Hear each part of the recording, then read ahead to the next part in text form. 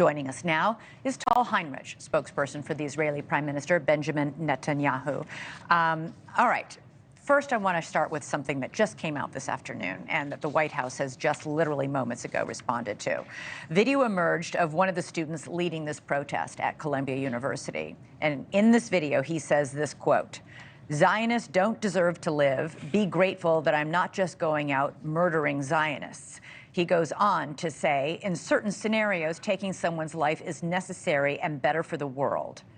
He made these comments during a Zoom disciplinary hearing with Columbia faculty. He recorded it and later live streamed it onto social media. He has now since deleted that post, and today he apologized, saying what I said was wrong.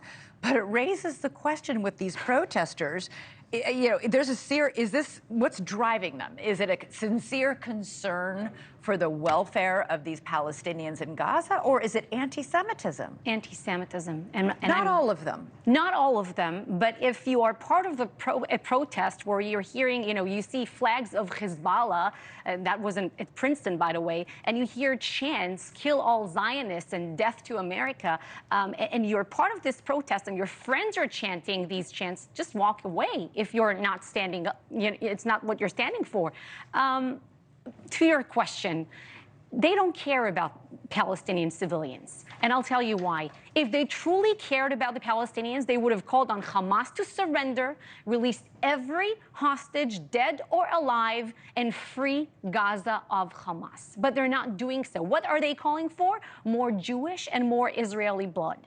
And I'm not just throwing the word anti-Semitism out there to fend off any kind of criticism, of my country. I'm not doing it. But listen to what they say. They show you who they are, what they want. Believe them. And by the way, part of the definition of anti-Semitism is holding Israel, the Jewish state, or the Jewish people to a different standard by which you would judge other nations, other groups. That's what we're seeing on full display. They're not calling to divest in Iran and sanction Iran. They didn't come out, to protest a war in Syria, a war in Ukraine. No, you raise an interesting point, though. And by the way, some of the fiercest criticism of the way Prime Minister Netanyahu is waging his war in Gaza is coming from inside Israel. Israelis have a lot to criticize.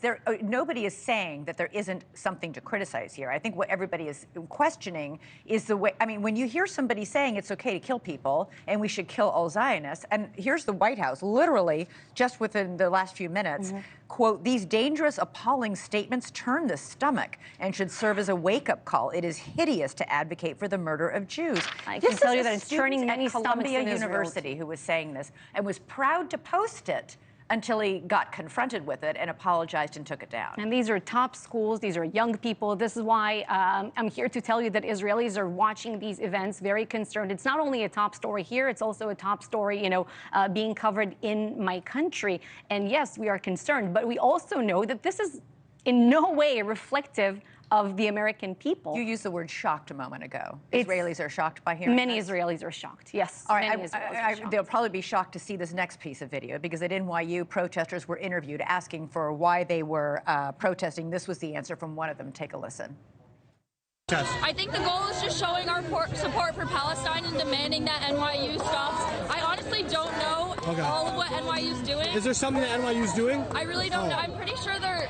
Do you know what NYU is doing? About what? About Israel. Why are we protesting here? Palestine will be free! I wish I was more educated. I'm not either. Oh. Okay, that's just embarrassing. It's embarrassing. Every time they're being interviewed by reporters, they don't know. They don't know. They reveal their hollowness, their moral, their historical ignorance. They don't know basic things about the conflict, the Israeli-Palestinian conflict. I saw another such video of somebody at Columbia holding a poster of a Palestinian terrorist, and a reporter approached him. The person didn't even know who the guy in the picture was, what he did.